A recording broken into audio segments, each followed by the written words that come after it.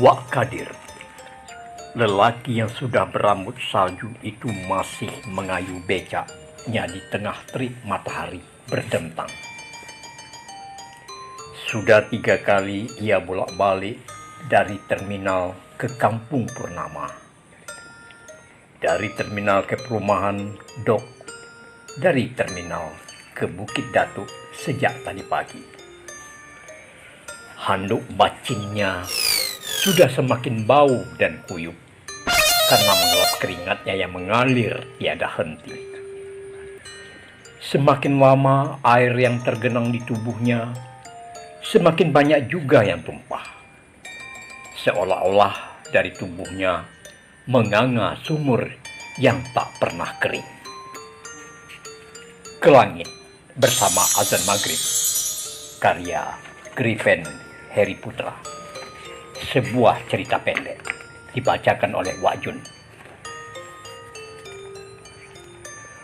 Topi pandan Wak Kadir sudah mulai teleng. Walaupun menjalankan puasa di hari ke-6 di bulan Syawal ini, ia masih semangat, minimal bersemangat-semangatlah. Di usia kepala 6 ini, selain semangat, apalagi yang ia punya? Tenaga seperti apa yang diharapkan dari usia sudah mulai dijilat senja.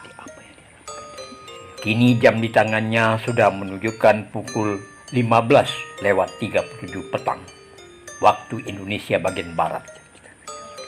Ia masih menunggu pelanggan. Wak Kadir masih memerlukan uang untuk membawa istrinya berobat ke dokter nanti malam.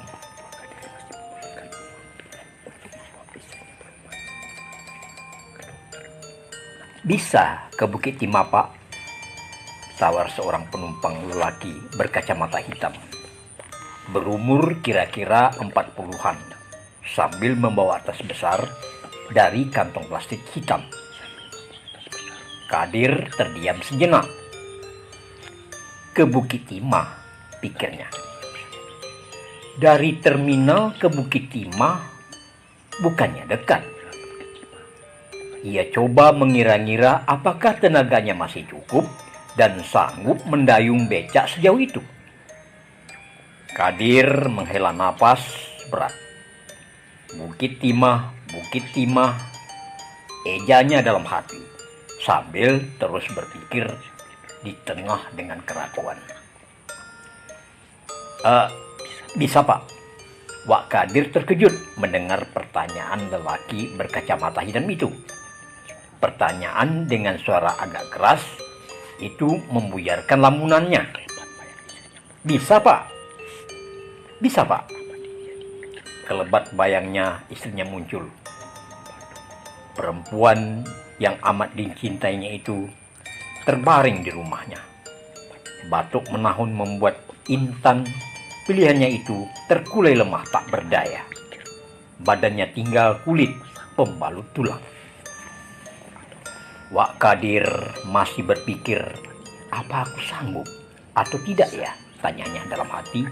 Tak sudah-sudah. Bagaimana, Pak? Bisa? Tanya lelaki dari kota besar itu tampak sangat tak sabar. Bisa, kata Wak Kadir. Jawabnya meragu. Ya, sudah tak mungkin menunggu lama untuk membawa perempuan setia kepadanya itu ke dokter spesialis.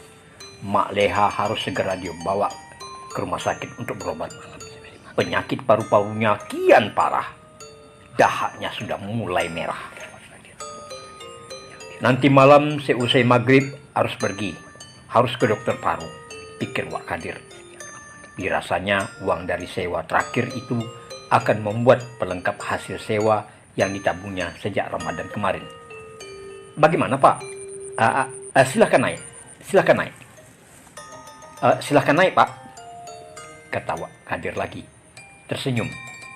Tapi senyumnya ragu mempersilahkan si penumpang naik ke becaknya.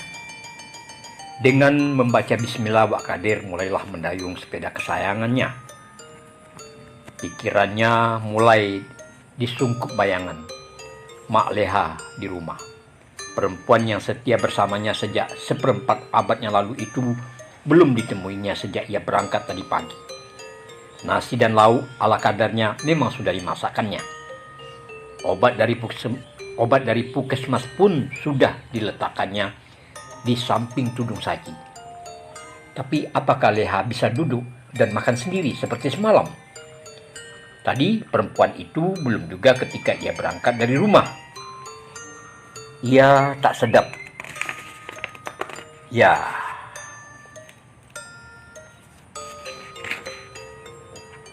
ia memang tidak sedap hati mendengarkannya, apalagi membangunnya, karena semalaman tak dapat tidur. Ya, tidur nyenyak tersebab batuk.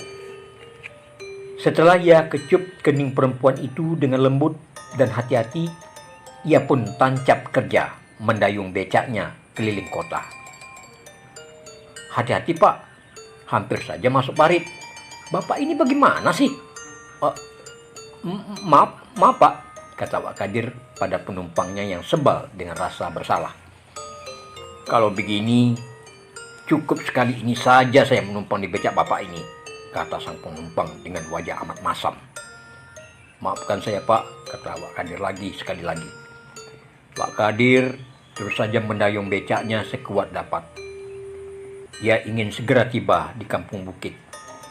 Becaknya sekuat, ya semampu ia bisa. Pikirannya kembali terbang. Ia teringat lagi pada Nur Leha, bunga desa seperempat abad yang silam, perempuan anak pamannya itu, perempuan ranum yang dipuja banyak lelaki muda dan tua, perempuan yang menjadi buah bibir dan berbilang kaum di kampungnya. Ia terkenang senyum Leha saat mereka duduk bersanding. Sungguh manis ulas bibir Leha saat itu. Tak puas-puasnya ia memandang roman muka Leha pada malam pertama mereka usai duduk bersanding dulu. Bukan main wangi aroma yang keluar dari tubuh perempuan pujaannya itu. Bau bunga Tanjung kala berhembus angin malam. Saat itu ia ingin memeluk perempuan itu sampai pagi, bahkan sampai petang. Wah, kalau perlu sampai malam dan sampai besoknya lagi. Tak keluar-keluar dari kamar. Tapi apa kata orang nanti? Kadir ya tersenyum-senyum sendiri. Kebahagiaan itulah terus berlanjut saat Leha mulai menjejak bulan. Berlanjut sampai melahirkan.